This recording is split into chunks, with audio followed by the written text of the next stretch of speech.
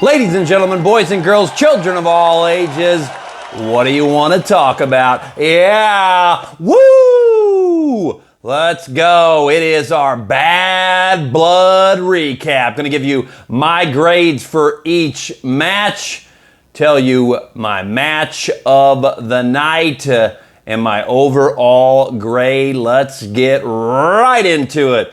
They have the host kick off the show naturally down in the ATL. Jade Cargill, Bianca Belair, and Naomi. Jade in the middle of the ring talking first.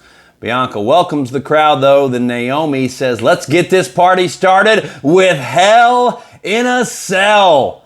Wow, what a way to start off the show. As soon as I saw this starting off the show, obviously very excited for this matchup. And at the same time, I'm thinking, oh my goodness, what are we going to see in the main event? Got to be something big, as I talked about on the pre-show. If that was going to be the main event, man, it delivered with The Rock. Jimmy Uso, coming out first, took us off the trail. The Rock coming. We will get to all that coming up. But first, the 53rd ever Hell in a Cell. Did I hear Cole say that right? That is quite a few Hell in a Cell matches. I know, got to think pay-per-view named after it for years. So, a lot of times 2 or plus Hell in a Cell matches at the pay-per-views. So that's a lot of them.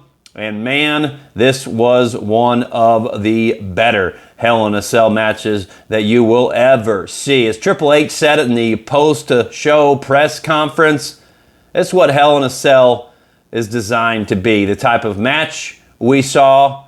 We didn't need a bunch of crazy stuff going on with a bunch of different weapons. Sure, get a few involved, as they did with the table early on and using different parts of the table, the legs and things as a weapon. I liked all of that, but the way a Hell in a Cell match should be, built on hatred.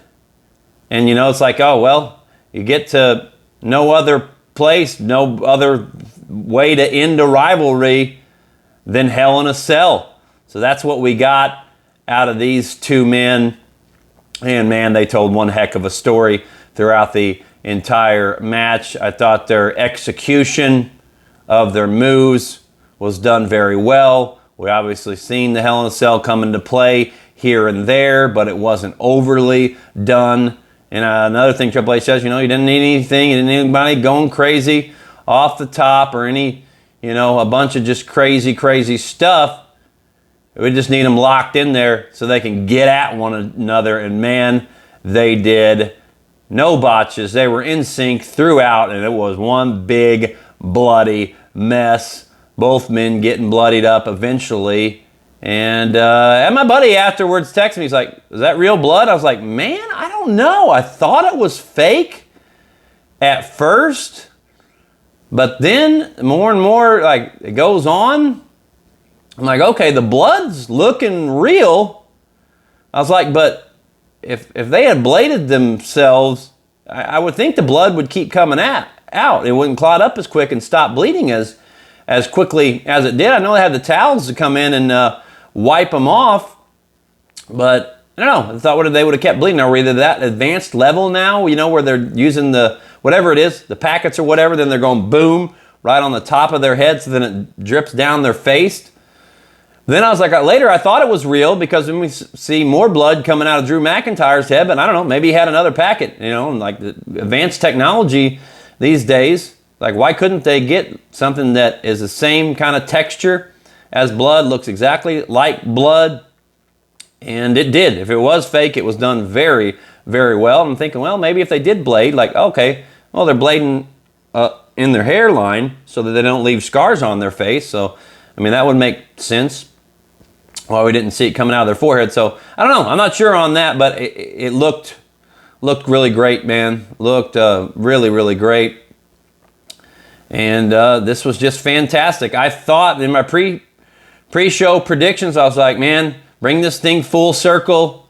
Have AJ Lee, have the dog come out, interfere, or not interfere, but distract Drew McIntyre, have it cost him.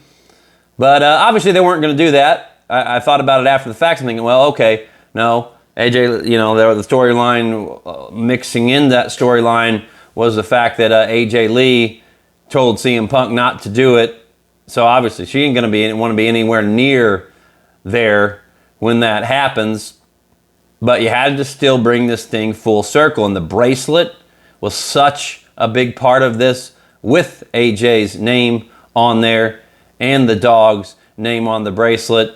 So you had the symbolic bag with the bag with the symbolic beads of that bracelet pouring out. Drew McIntyre does that, gets some good heat from it, but then it's CM Punk who is able to take advantage near the end of that match, puts the beads in Drew's mouth and hits another GTS and gets the win and ends the... I mean, I know the Bloodline's been going on for years and years, but as far as just a one-on-one rivalry, storyline, angle goes, there's been none better than CM Punk and Drew McIntyre, and this was a hell of a way to end it, man. I thought it was smart booking. Absolutely. You know, does it hurt Drew McIntyre, though? We'll see what happens with him after this.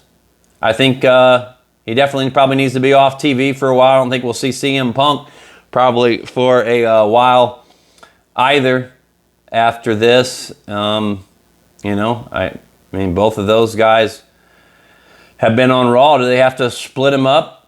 One goes SmackDown, one goes Raw. I'm not sure what exactly happens after this, but I think Drew will be fine eventually after we don't see him for a while. I think he's got to come back in a big way and, you know, be a shock and go after somebody else, so that gets him in another program. As far as a program for CM Punk next, I mean, I know it'd be a really big step down, and I don't know how much they want to... We see a lot of people go over to NXT, but as far as people coming to the main roster to then do a storyline, I don't know. What's the crossover there? Because we saw Ethan Page, all ego, get the GTS from CM Punk after Trick Williams won the title. I mean, that could have been just a one-off, but I don't know. Ethan Page lost the title. It's time to bring him up and put him in there against Punk. Do we see CM Punk cutting a victory speech and saying that's it, going to move on from that and walking out, and maybe Ethan Page attacks him from behind? Those guys can have a nice month or two long program together, possibly. Yeah, like I said, be a big step down, but I don't know. Or CM Punk, you know, do they put him in the title picture? I mean, that would make probably more sense based on CM Punk's star power, but we shall see. I'm giving that first match an A. Women's title match, and Nia Jax taking on Bayley. Yeah, wasn't really great early, but it got a lot better. I don't know, it just didn't seem like they were quite on the same page at times. It wasn't bad, though. Tiffany Stratton getting involved after the ref bump, which was a little bit wonky. That definitely could have been executed a lot better. You know, I'm like, Jessica Carr, like, what are you doing? You got, like, kind of knocked a little bit. So, I mean, I guess that could be why she was still kind of laying there. She's still a little bit dazed. But you could tell her, like, saying stuff to the wrestlers. And then, you know, then we get a kick by Bayley that causes Nia Jax to land on the ref. I mean, I get what they were going for there. You know, change it up a little bit. Create a different kind of ref bump. Give them points for creativity. Just thought it could have been executed a little better. But with both women laid out, Tiffany Stratton comes down. She hands Jessica Carr, who had recovered after all this. Just a lot going on here. Had recovered, getting up. I think she helped her up, if I'm not mistaken. Tiff did help up the ref. But then Tiffany Stratton second-guessing herself. And the second-guessing herself allowed enough time for Nia Jax to sit up like the Undertaker and stare straight at Tiffany Stratton. I thought the way she did it, her facials, wasn't great, but it was good. It was good. It was solid, man. It was solid. Eventually, Tiffany Stratton does get back involved after it's clear that, you know, once Nia gets up, we're not going to see a cash in. I knew we wouldn't. It's too early. Too early in this. It's got a lot of legs left. Like I said, maybe War Games, but we could see. It could be even farther out than that. But just great stuff here. Throwing us off the trail. as far as exactly what was going to happen. I mean, I could get it if you said, oh, it's pretty predictable. She comes out and, and doesn't cash in because Nia realized what she was doing. I don't mind that. I don't mind that one bit. It creates more and more and more intrigue and more that Nia Jax is going to have to try to do to keep the princess, Miss Money in the Bank, Tiffy Stratton, in line. But she does get back involved, tosses the briefcase at Bayley, who was on the top. Slight distraction cost Pamela, that's Bayley's real name, cost Pam Bayley. Like I said, match wasn't the best, but the booking was excellent. Excellent booking in this one. Again, story has plenty of legs. Keep it going. Grade for Nia Jax and Bayley, I'm going B. Damian Priest and Finn Balor, Judgment Day, got involved within the first, I don't know, it was about maybe around 7 minutes or so. No sooner than 5, no later than 10. It was early. It was too early. We had a coup de grace, kick out by Damian Priest. He's able to persevere rather, and win it. It's predictable, basic booking, but it was fine. It's definitely a better match as far as a match between Bayley and Nia. Definitely better than that, but not nearly as exciting of an ending. I'm going to go B-. And then we get the Triple H announcement. That was, I don't know, man. It's kind of dumb. I don't know how much I'm into those bigger giant belts. Looked like an AEW world title on steroids. I don't know if AEW might have changed it up. It's a little smaller now. I'm not really sure. But yeah, to me, I get what they're trying to do, but I've never liked at Night of Champions where you had both champions fight each other and it meant nothing, and you just make one look a little weak coming out of it. And to me, you're going to make whoever loses it look even weaker, because they didn't win the Crown Jewel Championship. But they're going to make it an annual event, and I guess, sure, it makes whoever wins look even better. But why are they going to carry that belt around with them for the rest of the year? What if they lose their main title? I don't think the Crown Jewel Championships is not like it's going to be defended. I would not think. So, to me, this is kind of just like a trophy. Pretty much like a trophy. I think maybe we see him come out with it, maybe put it on a little pedestal, and they're giving a victory speech on whatever show they're on after they win the championship. But it just kind of makes whoever loses and their belt seem a little weaker in my mind. Not a huge fan of that. But I was a fan of this segment as a whole. We see Gunther coming out. It made sense because I believe it was Crown Jewel, if I'm not mistaken, where he won King of the Ring and Triple H presented him the crown. So I was like, oh, cool, nice callback to that. Gunther comes out taking shots at Goldberg, who was in the crowd. And man, a lot of people in the crowd. I think we saw Big Papa Pump, Scott Steiner. No, we saw him for sure. Was it Lita or somebody else? Can't remember who was sitting next to him. And a whole lot of rappers. It was funny how Michael Cole, throughout the show, every time the rappers come on, like, oh, yeah, he was loving it. He loves all them guys, apparently. And Corey Graves is kind of busting his chops for it. Like, oh, yeah, here's your whole playlist, man. Kind of funny. But anyways, Goldberg gets pissed off, goes over the barricade after Gunther saying stuff about him and his son. Goldberg held back by security. We get Sami Zayn attacking Gunther from behind. It's a good impromptu segment. I'm going to give it a B+. Yeah, go B+. Yeah, maybe B. We'll go B. We'll say B. Just because I'm not sure how excited I am at the prospects of Gunther and Goldberg. And I'm thinking, oh, well, it makes perfect sense to set them up for Crown Jewel. That won't happen if Gunther's taking on Cody for the Crown Jewel Championship. So when would they do that match? I'm not sure it's going to happen. I don't think it's in the plans, unless Triple H was trying to swerve us in the press conference.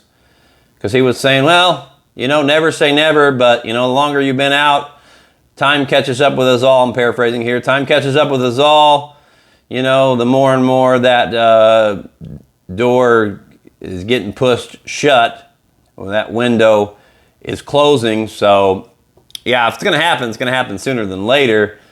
But, yeah, never say never, he says. So, to me, it doesn't look like that's in the plans. I don't know. I wouldn't mind it just to see. I mean, Goldberg had some pretty crappy matches as a featured act after he was, you know, retired and come back a few different times. Not always had the best. So, I mean, I would say, well, why do I want to see him again if he hasn't always had the best matches? Well, the last thing I remember, I like for it to be something halfway decent. And I think that's why he wants another match, because he doesn't want to go out the way that he went out with some pretty terrible matches. Undertaker one comes to mind. I think that was at Crown Jewel or one of those big events. I can't remember exactly his last match, but yeah, not great. His last 2, 3, 4 matches. Let's move on. Rhea Ripley, Liv Morgan for the other women's championship. I think this was a world title. I don't know, get them confused. I definitely don't like them calling it Raw and SmackDown Women's Championship, so I'm okay with the way they call them, but I still get confused. Dom in the shark cage. I'll tell you what, man. I loved Dom's entrance. And tonight was the night for me that I no longer dislike Dominic Mysterio. Sure, I don't like him. I'm going to boo him. He's a heel. But for the longest time there, I'm like, oh, man, he sucks. Get him off my TV. You know? But now, like coming out in the car and everything, I'm just like, holy shoot. Like he could be this modern day's Eddie Guerrero. Yeah, way too early to be saying that, for sure. He's got a whole lot of stuff and work that still needs to be done to build that up. But I don't know, just something clicked in my brain for him where I'm like, all right, you can stay on my TV. Rhea and Liv, well-wrestled match. Rhea using Dominic like a piñata. Oh, man. That after he fell upside down, is hanging upside down with a chain around his ankle. There's a couple disconnects here for me, like there was never, I didn't ever see a lock on the shark cage. The fact he got it undone, they were saying he picked the lock. A little bit of a disconnect. I think we needed to see him, an actual lock up there and him actually picking the lock to get out of it. That would have been great. Announcers at least tried to sell us on the fact he did that, but why? I didn't see him. Maybe I just missed it.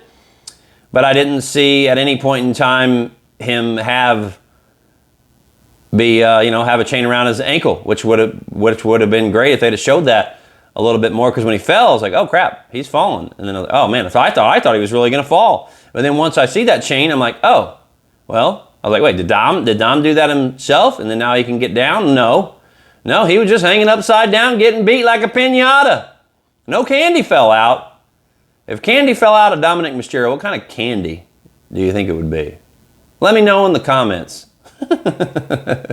Please hit like, follow, subscribe, all that good jazz. Yeah, appreciate it. Much obliged. Let me know your favorite match of the night. But this was good. It was good. He's hanging upside down. I just, Rhea going to the ref and saying, hey, hold on. Please give me a second. I don't think she said please, but give me a minute. I got some unfinished business to take care of. And the ref being like, oh, okay, yeah, you deserve this. Like, okay. Even Corey Graves called out the ref for allowing it to happen. Like, oh, you're caught on the live mic, dummy. Whatever he said. Whatever. I looked past that. That was fine. I wish Rhea Ripley would have got a few more shots in on Dom before we saw Raquel. Is it Raquel Rodriguez or Raquel Gonzalez? It is Gonzalez, isn't it? Hell, I can't remember, because I think Triple H called her Gonzalez. I wouldn't think he would screw up in the press conference. But who knows? Hell, I saw a referee on the NFL today say the basketball was out of bounds. So who knows? With Triple H, everybody makes mistakes. He could have possibly misspoke. I think it's Raquel Rodriguez. I don't know. We'll just say Raquel. But anyways, she comes out and attacks Rhea Ripley. Yeah, this was okay storyline. It made sense. Farthers the story, brings a new player into the story. But I didn't love this. I think it's just because I would have liked to seen Rhea beat down Dom some more with a kendo stick, maybe a chair. I don't know. Just could have been a little more, but it definitely wasn't bad. And I hate to say it, I'm not a huge fan of Raquel. I used to be when she was in NXT. Those War Games matches, some pretty damn good stuff, but her runs so far on the main roster have not been the best. But maybe, just maybe, it'll be different this time. We shall see. But like I said, this worked to keep the belt on Liv. I don't know. I think in my predictions, I was just speaking more from the heart, wanting Rhea Ripley to win that championship back. But this was absolutely the right call to keep it on Liv. This definitely still has lots of legs as well. Not bad. B-. And again, I know you're probably like, well, how do you give the Bayley and Nia Jax match a B, and then you give this a B-? Well, I just really love the way the other match ended, and not so much this one. Tag match main event of Bad Blood. Roman Reigns, Cody Rhodes versus Jacob Fatu and Solo Sikoa. Great storyline throughout the match. Saw some hot tags to Roman, one to Cody as well. We heard some Cody chants, and we heard some Roman chants. More so Roman than Cody. But my goodness, say what you will about the bloodline, but whenever Solo starting the match holding up the Ulafalala, I don't know if that's how you say that. I always screw that up.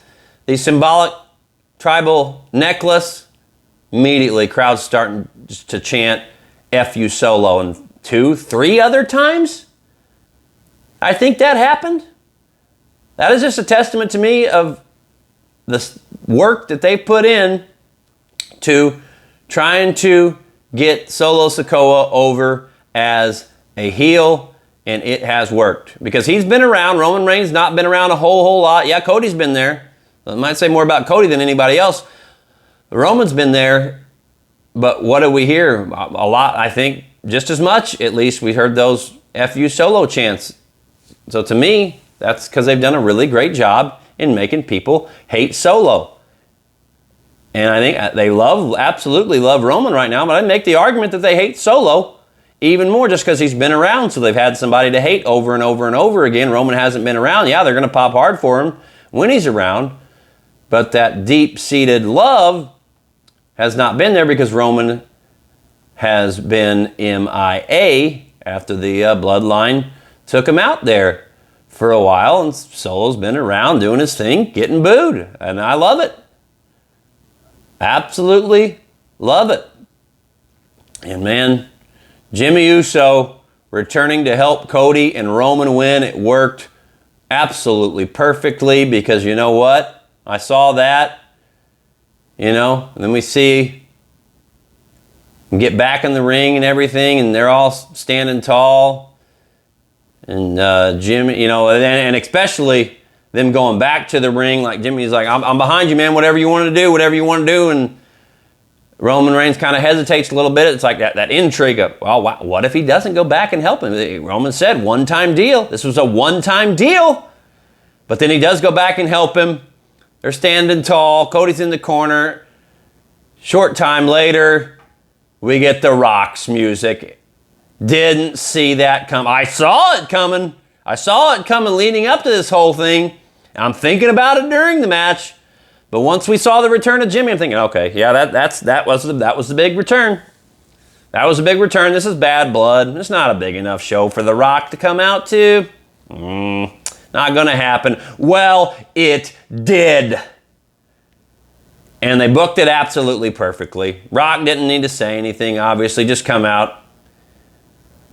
Top 2, 3 of all time. So just come out, stare at him. And then he was holding up the one. I thought he was holding that up to acknowledge Roman as the tribal chief, but then he went 2. And then he went 3. What did that mean? Was it just as simple as it was saying to hit his music? 1, 2, 3, hit his music? I don't think so. I do not think so. I think that was deliberate to add some intrigue on whose side he's on, what's going on, because you could see the look on Roman's face and you could see the look on Cody's face. I didn't really notice Jimmy too much, but you see the look on those two guys' face, like they were just like, huh? Like, they were a little bit puzzled as well, it seemed. 1, 2, 3. Like, does that mean he wants to go against one of those two guys in the ring and he's going to win? 1, 2, 3? 3 count? Or is he going, what, all 3 of them? There's 3 of them in there? 1, 2, 3? I don't know, but I love it. This was absolutely fantastic. Very, very, very, very, very, very, very intriguing. The main event, all this, I'm adding it all in there, and I'm giving the main event and everything after an A+. I loved it, man. And you look at this thing, match of the night wise, I'm still going CM Punk and Drew McIntyre. Obviously, best moment of the night though, The Rock coming back. And I didn't really hate anything on this pay-per-view. I didn't really love Damian Priest and Finn Balor, but it was all right. This was, man, Bad Blood felt like a big, big deal with The Rock being there and just, you know, pretty good from top to bottom. I think I'm going to go A-, B+, A-. What do you guys think? Let me know in the comments. I appreciate you watching.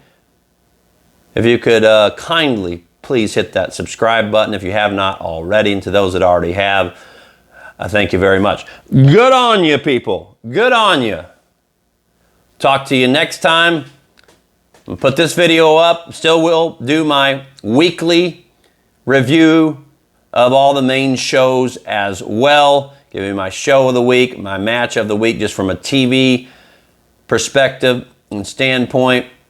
We will do all that as well. So I'm looking for that video to come out, and we will talk to you soon. Gary Martin signing off for the Top Rope Podcast. Yeah, God bless.